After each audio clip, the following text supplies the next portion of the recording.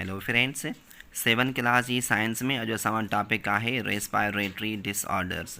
Means साह खणण जे निज़ाम जूं बीमारियूं या रेस्पायरेटरी सिस्टम जूं बीमारियूं। ठीकु आहे। सो रेस्पायरेटरी सिस्टम जूं बीमारियूं कोल्ड मीन्स ज़ुकाम थींदो आहे हिकु नंबर। ॿियो इन में आहे ट्यूबरक्लोसिस मीन्स टीबी थियणु ऐं अस्थमा मीन्स दम जी बीमारी।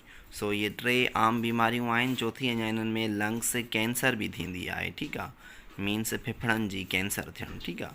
सो इहे शयूं अॼु असां डिस्कस कंदासीं ऐं इहे डिसऑर्डर्स जेके आहिनि डिस्कस करण खां पहिरियां रेस्पायरेटरी सिस्टम में हिकु नओं टॉपिक आहे जंहिंखे चइबो आहे बर्निंग प्रोसेस। ठीकु आहे। इन जो असां प्रीवियस नालो ऑक्सीडेशन पढ़ंदा आया आहियूं ऐं ऑक्सीडेशन तव्हांखे चङी तरह ख़बर हूंदी। मां बार बार इहो डिस्कस कंदो आहियां त ऑक्सीडेशन हिकु अहिड़ो अमल आहे जंहिं में छा थींदो आहे, फूड ऐं ऑक्सीजन मिली करे पाण में रिएक्ट कंदा आहिनि ऐं इन खे बर्न जो अमल चइबो आहे। तंहिं करे हिन जो ॿियो नालो जेको आहे उहो बर्निंग प्रोसेस आहे। ठीकु आहे, मीन्स बर्न जो अमल। सो ही ऑक्सीडेशन जो अदर वर्ड आहे बर्निंग प्रोसेस या ऑक्सीडेशन मीन्स बर्न जो अमल। इन में छा थींदो आहे त फूड ऐं ऑक्सीजन पाण में रिएक्ट करे एनर्जी ठाहींदा आहिनि जिस्म जी, जंहिंजे करे असां मुख़्तलिफ़ कमकार कयूं था। सो इन प्रोसेस खे बर्निंग प्रोसेस चइबो आहे।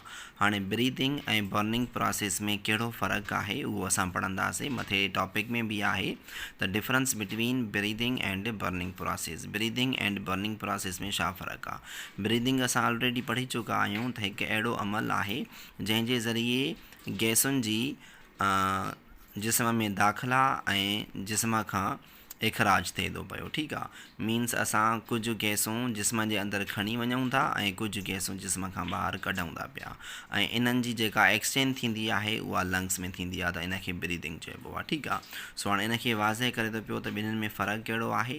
ब्रीदिंग छा आहे, it is a physical process. इहो हिकु फिज़िकल प्रोसेस आहे, मीन्स जिस्म जे हिसाब सां इन जो प्रोसेस थिए थो पियो। फिज़िकल प्रोसेस उनखे चइबो आहे जंहिंमें जिस्म जो कोई कमु थिए, जिस्म जी का एक्टिविटी थिए त उनखे फिज़िकल प्रोसेस चइबो आहे। ठीकु आहे। सो हिन में माना जिस्म जी एक्टिविटी थिए थी पई त जेके लंग्स आहिनि उहे कार्बन डाइऑक्साइड ॾियनि था ऐं ऑक्सीजन वठनि था पिया। ठीकु आहे। So it is a physical process. इहो हिकु फिज़िकल प्रोसेस आहे as it forces air into and out of the lungs. ऐं हिन प्रोसेस में छा थींदो आहे त एयर लंग्स में दाख़िल थींदी आहे ऐं लंग्स खां ॿाहिरि निकिरी करे असांजे एनवायरमेंट में वेंदी आहे, त इन प्रोसेस खे ब्रीदिंग प्रोसेस चइबो आहे। ऐं हीअ वरी छा आहे, it is a chemical process. हीअ हिकु केमिकल प्रोसेस आहे छो जो हिन में केमिकल रिएक्शन थींदो आहे as it Burns food in the presence of oxygen. इन में छा थींदो आहे त जेको असां खाधो खाऊं था उहो जीव घरड़नि में बर्न थींदो आहे ऑक्सीजन जी मौजूदगीअ में।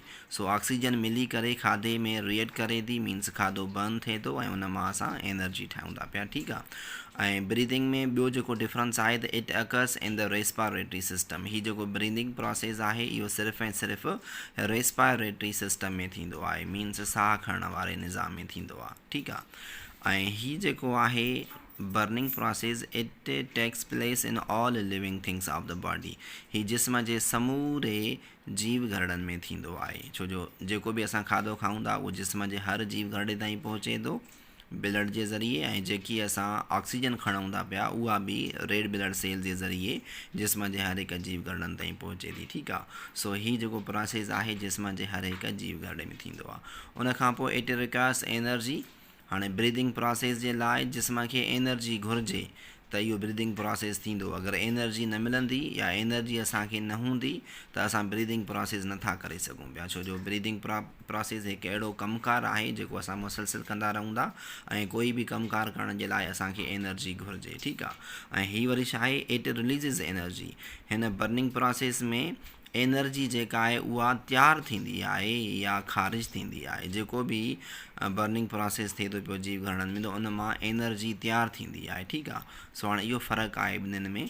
ऐं हिन में एंज़ाइम्स रिकॉर्ड न हूंदा आहिनि, सिर्फ़ु गैसुनि जी एक्सचेंज थींदी आहे। हिननि में एंज़ाइम्स रिकॉर्ड हूंदा आहिनि जंहिंजे ज़रिए इन बर्निंग प्रोसेस खे हेल्प मिलंदी आहे। ठीकु आहे। सो हीअ डिफरेंस हुयो ब्रीदिंग में ऐं बर्निंग प्रोसेस में। हाणे असां पढ़ंदासीं डिसऑर्डर्स जे बारे में। ठीकु आहे।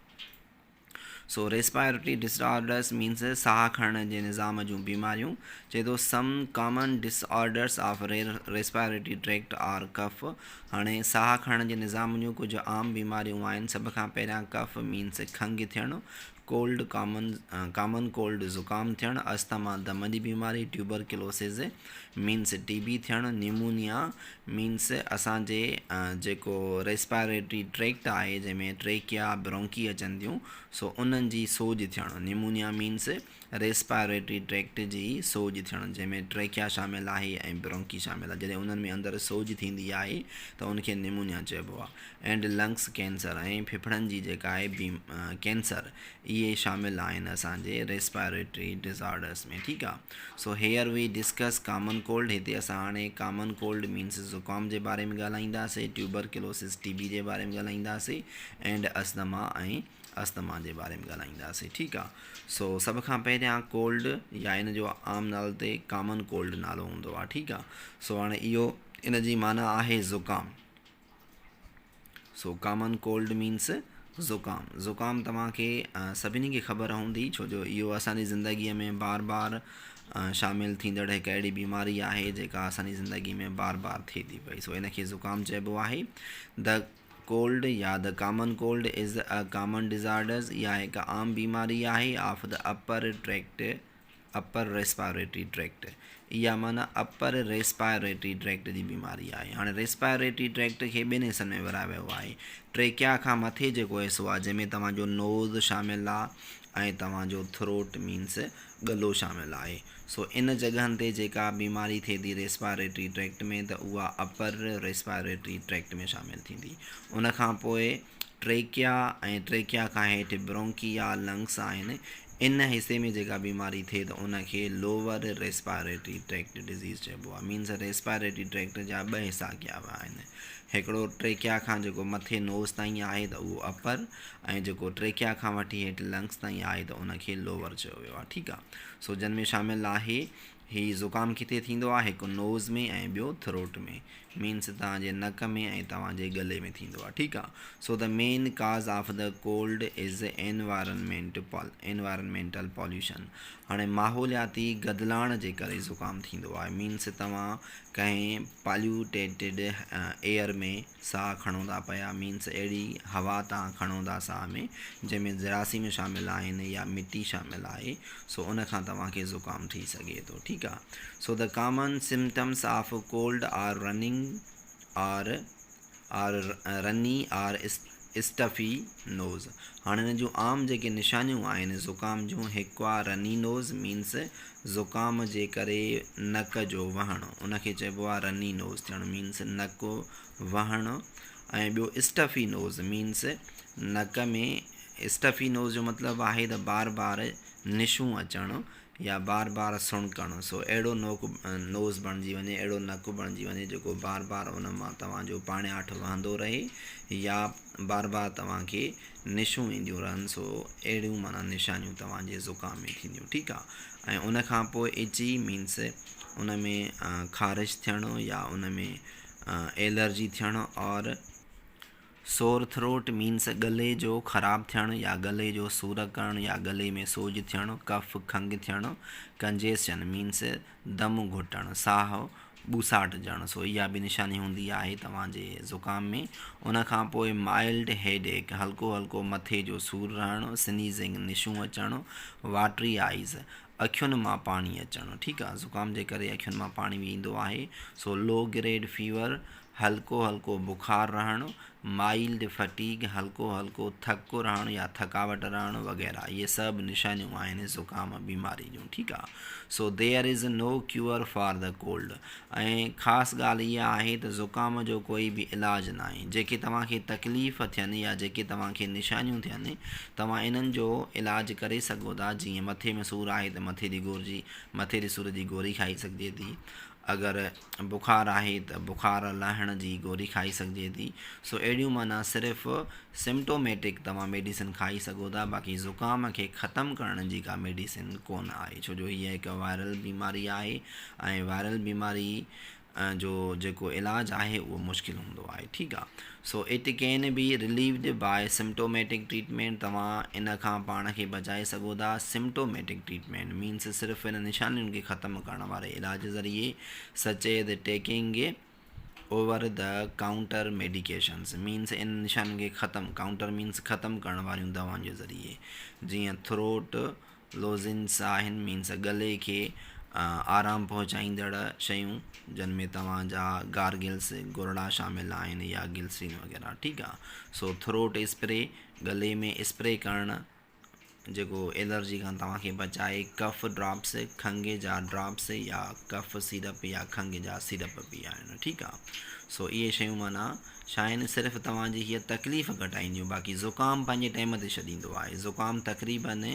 माण्हुनि में 3 खां 7 ॾींहं नॉर्मल रहंदो आहे कंहिं माण्हू खे 7 ॾींहंनि खां किरास बि थी सघे थो ठीकु आहे बाक़ी माना नॉर्मली इहो 3 खां 7 ॾींहं रहंदो आहे इन खां वधीक माना तव्हां उनखे जल्दी ख़तमु कंहिं इलाज जे करे नथा करे सघो ठीकु आहे सो गार्लिंग विथ सॉल्ट वाटर में help those with a sore throat हाणे जंहिंजो गलो ख़राबु थी पियो हुजे ज़ुकाम जे करे उहो अगरि लूण जे पाणीअ जूं गार्गिल्स मीन्स गुरड़ा कंदो लूण जे पाणीअ जा गुरड़ा कंदो त उनजो गलो ठीकु थी सघे थो सो ही ज़ुकाम जे बारे में डिस्कशन हुई त ज़ुकाम हिकु अहिड़ी बीमारी आहे जंहिंमें नक जो पाणी वहंदो रहंदो आहे ऐं उन सां गॾु मुख़्तलिफ़ तकलीफ़ां थींदियूं आहिनि जीअं मथे जो सूरु थियणु हल्को बुखार थियणु साह ॿुसाटजणु या उन खां अलावा थकावट थियणु ऐं अखियुनि मां पाणी वहणु या निशूं अचणु इहे माना ज़ुकाम जूं निशानियूं आहिनि ऐं उन जो इलाजु ख़ासि तौर ते आहे कोन सिर्फ़ु निशान खे ख़तमु करण जो सिम्टोमेटिक इलाजु करे सघे थो ठीकु आहे सो उन खां पोइ आहे ट्यूबरक्यूलोसिस मीन्स TB इहा हिकु ख़तरनाक बीमारी आहे ऐं इहा जेका आहे उहा फेटल बीमारी आहे मीन्स मौत ॾींदड़ बीमारी आहे अगरि इन जो चङी तरह इलाजु न कयो वञे सो हीअ इंसान खे मौत ॾेई सघे थी सो हाणे हिन खे असां पढ़ंदासीं त tuberculosis is a disorders of lower respiratory system हाणे जेको ट्यूबरक्यूलोसिस आहे उहा लोअर रेस्पायरेटरी सिस्टम बीमारी आहे मीन्स इहा गले खां हेठि ट्रेकिया ब्रोंकी लंग्स ख़ासि तौर ते हीअ फेफड़नि में अंदरि बीमारी थींदी आहे ठीकु आहे so it is an infectious bacterial disease infectious means विचड़ंदड़ इहा हिकु बैक्टीरिया जे तरफ़ां पैदा थींदड़ ऐं विचड़ंदड़ बीमारी आहे हिकु माण्हू खां ॿिए माण्हू खे लॻी सघे थी सो काज़्ड बाय माइकोबैक्टीरियम ट्यूबरक्यूलोसिस ऐं हीअ जेको आहे बैक्टीरिया जे करे थींदी आहे ऐं उन बैक्टीरिया जो नालो आहे माइकोबैक्टीरियम ट्यूबरक्यूलोसिस ही बैक्टीरिया जो नालो आहे कॾहिं बि MCQs में तव्हांखे ही ज़रूर बि MCQs अची सघे थो साइंस जे सवालनि में त TB जो काज़ेटिव एजेंट मीन्स माइक्रो ऑर्गेनिज़म कहिड़ो आहे त उनजो नालो आहे माइकोबैक्टीरियम ट्यूबरक्यूलोसिस ठीकु आहे सो इन which the lung is damaged जंहिंमें फेफड़नि खे नुक़सानु पहुचंदो आहे रिज़ल्टिंग इन कफ एंड फीवर ऐं उन जे नतीजे में माण्हू खे घणी अरसे ताईं खंघि रहंदी आहे ऐं बुखार रहंदो आहे ठीकु आहे so it is transmitted from person to person via nasal secretion and sputum ही माण्हुनि में हिकु माण्हू खां ॿिए माण्हूअ में फैलंदी आहे नाज़ल सीक्रेशन्स मीन्स नक जे पाण्याठ जे ज़रिए एंड स्प्यूटम ऐं बलगम जे ज़रिए सो हिकु माण्हूअ जो अगरि नक जो पाणी कंहिं ॿिए माण्हूअ खे लॻे थो या बलगम जेको आहे उहो कंहिं ॿिए माण्हू खे लॻे थो त इहा बीमारी जेका आहे उहा फैलंदी आहे ठीकु आहे so the symptoms of active TB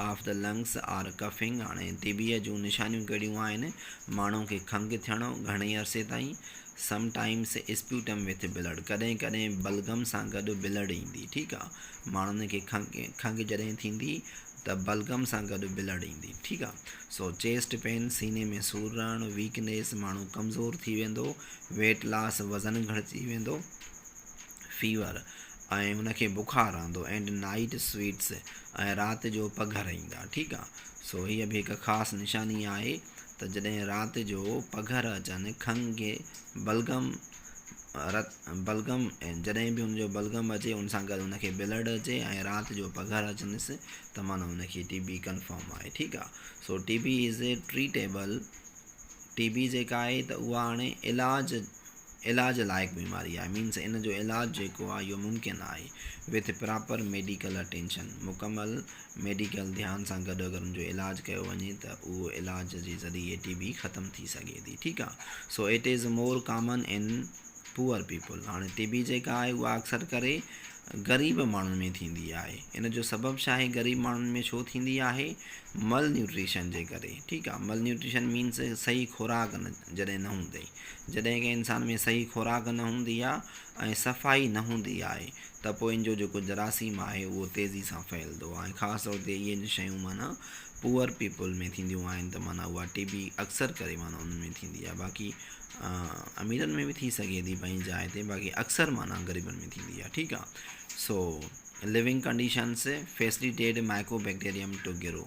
हाणे पुअर पीपल में छो थींदी आहे त ग़रीब माण्हुनि जी जेका लिविंग कंडीशन आहे न, उहा सफ़ाई न हूंदी आहे उन्हनि में। ख़ासि तौर ते ॿाहिराड़ियुनि में त इंसाननि सां गॾु जेके आहिनि उहे चौपायो माल हूंदो आहे उन्हनि सां गॾु, या मतिलबु सफ़ाई न हूंदी आहे। सो उन जे करे इहो जेको बैक्टीरिया आहे उहो तेज़ी सां फैलंदो आहे ऐं इंसाननि में थी वेंदी आहे। ठीकु आहे, सो ख़ासि माना इन जो जेको ध्यानु आहे सफ़ाई रखणु आहे। ऐं जंहिं इंसान खे इहा टीबी थी वञे उनखे घुरिजे त पंहिंजो जल्द खां जल्द इलाजु शुरू कराए ऐं 3 महीननि ताईं इन जो अॼुकल्ह जेको इलाजु हले पियो, अॻे त इन जो इलाजु 6 महीना हलंदो हुयो, हाणे हिन टीबी जो इलाजु जेको आहे उहो 3 महीननि ताईं माना महदूद कयो वियो आहे। जंहिं 3 महीननि ताईं मुसलसिल माना टीबी जो इलाजु खाधो त उन खां टीबी जो ख़ात्मो थी सघे थो। ऐं इन अरसे माना हुनखे परहेज़ करणी आहे, माना ॿियनि माण्हुनि में जीअं विछड़े न, इन करे हुनखे परहेज़ करणी आहे त पाण खे ॿियनि माण्हुनि खां थोरो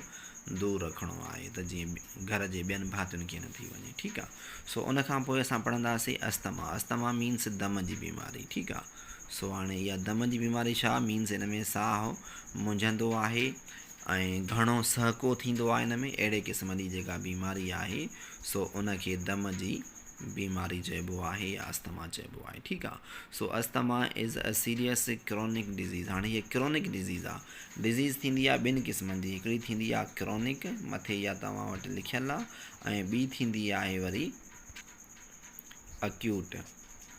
हाणे बीमारियूं माना इहे ख़ासि तौर ते मुदत जे हिसाब सां ॿिनि क़िस्मनि जूं थींदियूं आहिनि। क्रॉनिक माना अहिड़ी बीमारी जेका जिस्म में घणे अरसे ताईं रहे, ऐं अक्यूट मीन्स अहिड़ी बीमारी जेका जिस्म में अचानक सां थिए ऐं थोरे अरसे ताईं रहे, मीन्स अचानक सां थी वञे। जीअं हाणे हेपाटाइटिस आहे न, इहा बि क्रॉनिक थी सघे थी। माण्हुनि में सालनि जा साल इहा हेपाटाइटिस हूंदी आहे, मीन्स जेरे जी बीमारी आहे, या जेरे जी वायरल बीमारी जंहिंमें जेरो सुजी वेंदो आहे। ठीकु आहे, सो इहा हेपाटाइटिस अहिड़ी बीमारी आहे माण्हुनि में सालनि जा साल रहंदी आहे ऐं माण्हुनि खे ख़ुदि खे मतिलबु ख़बर तक न हूंदी आहे त मुंहिंजे अंदरि का हेपाटाइटिस आहे। पोइ जॾहिं हू टेस्टूं कराईंदा आहिनि कंहिं इतफ़ाक़ सां त हुननि खे हेपाटाइटिस जो वायरस निकिरी ईंदो आहे ऐं डॉक्टर ॿुधाईंदो आहे भाउ तोखे हेपाटाइटिस आहे। सो हाणे अहिड़ी बीमारी जेका साल हले जिस्म में उनखे चइबो आहे क्रॉनिक, ऐं अहिड़ी बीमारी जेका शदीद थी वञे ऐं अचानक सां थिए उनखे अक्यूट चइबो आहे। ठीकु आहे, सो हाणे अस्थमा जेका आहे उहा क्रॉनिक आहे, मीन्स इहा साल हलंदी आहे। ठीकु आहे, so asthma is a serious chronic disease, हिकु शदीद क्रॉनिक डिज़ीज़ आहे ऑफ द रेस्पायरेटरी एयरवे, साह खणण जे रस्ते जी बीमारी आहे। हिन में छा थींदो आहे त साह जूं नालियूं सोज करे वेंदियूं आहिनि ऐं साह खणण में तकलीफ़ थींदी आहे। In asthma bronchial tubes are always inflamed. Asthma में छा थींदो आहे त जेके ब्रोंकल ट्यूब्स आहिनि, मीन्स इहे ट्रेकिया खां पोइ जेके 2 शाखूं निकिरनि थियूं लंग्स तरफ़ जेके वञनि थियूं उन्हनि खे ब्रोंकियल ट्यूब्स चइबो आहे। सो ब्रोंकियल ट्यूब्स में इन्फ्लामेशन थींदी आहे, मीन्स सुजी वेंदा आहिनि, या स्वेलिंग मीन्स सुजी वञणु। सो it is N inherited disease, ऐं हीअ जेका बीमारी आहे इहा इनहेरिटेड आहे। जो मतिलबु आहे त वालदेन खां औलाद ॾे मुंतक़िल थींदी आहे। अगरि वालदेन में अस्थमा हूंदी आहे त उन्हनि जी औलाद में बि थींदी आहे। ठीकु आहे, so which means it is transfer from parents to their offspring. जो मतिलबु आहे त इहा बीमारी वालदेन खां औलाद ॾे मुंतक़िल थींदी आहे। So it is N allergic response against cold, humidity, pollution etc।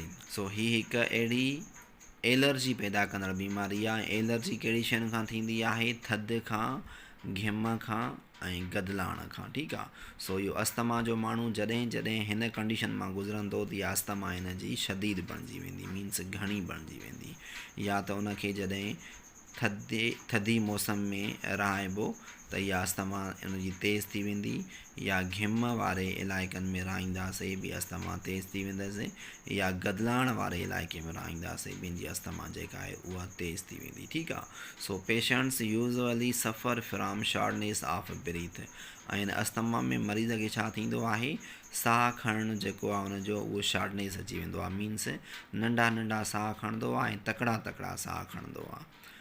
इंसान जो आम तौर ते जेको साह खणण जो रेशो आहे, जेको ब्रीदिंग रेट आहे, उहो नॉर्मली 22 ब्रीथ्स पर मिनट आहे। मीन्स 22 दफ़ा साह खणंदो आहे। ऐं अस्थमा वारो मरीज़ जेको आहे उहो 1 मिंट में 50 खां बि क्रॉस करे वेंदो आहे, छो जो हुनजो साह शॉर्टनेस ईंदी आहे। मीन्स नंढा नंढा साह खणंदो आहे ऐं तकिड़ा तकिड़ा खणंदो आहे। ठीकु आहे। So other symptoms are chest tightness.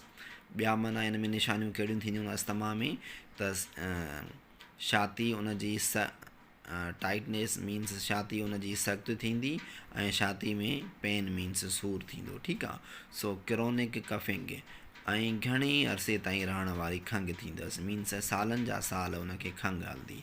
And wheezing sound during breathing. ऐं साह खणण जे दौरान हुनजो वीज़िंग साउंड ठहंदो। मीन्स ॼणू सीटियूं वॼाए थो, अहिड़ो साह खणंदो छिके छिके ॼणू सीटियूं ठहंदसि। विसलिंग साउंड्स मीन्स सीटियूं ठहंदसि। ठीकु आहे। So it is not easy to cure asthma. Asthma जो इलाजु करणु आसान न आहे, छाकाणि त इन जो जॾहिं असां इलाजु कंदासीं त उहो कुझु टेम्परेरी टाइम मुदत ताईं माना अस्थमा ख़तमु थी वेंदी। वरी जॾहिं हिन कंडीशन मां मरीज़ गुज़रंदो, कोल्ड ह्यूमिडिटी ऐं पॉल्यूशन वारी कंडीशन मां गुज़रंदो, त वरी ॿीहर अस्थमा थी पवंदी आहे। इन करे इन जो मुकमल जेको इलाजु आहे उहो मुश्किल ई न नामुमकिन आहे। ठीकु आहे। So but symptoms can be controlled. पर इन जूं जेके निशानियूं हे थियनि थियूं पियूं तकलीफ़ वारियूं, इन्हनि खां मरीज़ खे बचाइण जो इलाजु करे सघिजे थो। ठीकु आहे। विद इफेक्टिव मेडिकेशन, हिकु बहितर दवा सां। So use inhaler. ऐं इन में छा आहे, इनहेलर इस्तेमालु थींदो आहे। मीन्स हिकिड़ो तव्हां ॾिठो हूंदो अस्थमा जे मरीज़नि खे हिकिड़ो नंढो पिचकारी हूंदी आहे, उन में अंदरि कुझु सॉल्यूशन भरियलु हूंदो आहे। जॾहिं बि अस्थमा जो अटैक थींदो आहे त उहा जेका आहे इनहेलर, इन पिचकारी जो नालो आहे इनहेलर। सो उहा उन जे वात में ॾेई करे प्रेशर ॾिबो आहे, उन मां उनजो स्प्रे निकिरंदो आहे जेको गले में वञी करे अस्थमा खे रिलीफ पहुचाईंदो आहे। ठीकु आहे। सो उहा ॾिबी आहे। And keep it with U all the time. इहो इनहेलर जेको आहे इहो मरीज़ वटि हमेशह मौजूदु हूंदो आहे। जॾहिं बि अस्थमा जो अटैक थींदो आहे त उहो इनहेलर कढी करे यूज़ कंदो आहे। So it is better for the asthma patients to avoid congested places. हाणे अस्थमा मरीज़नि जे लाइ बहितर इहो आहे त घणी सोढ़ वारी जॻहुनि में न वञनि। सही आहे। सो जॾहिं बि सोढ़ वारी जॻह ते अस्थमा जो मरीज़ वेंदो आहे त उनखे अस्थमा जो अटैक पवंदो आहे। ठीकु आहे। सो इन करे इन शइ खां बचण जे लाइ घणी सोढ़ वारी जॻहुनि में अस्थमा जे मरीज़ खे न वञणु घुरिजे। सो इन सां गॾु असांजो यूनिट नंबर 1 अॼु मुकमल थियो आहे। सो इन जी सुभाणे एक्सरसाइज़ कवर कंदासीं। मां उमेदु कयां थो तव्हांखे हीउ पूरो यूनिट चङी तरह सम्झ में आयो हूंदो।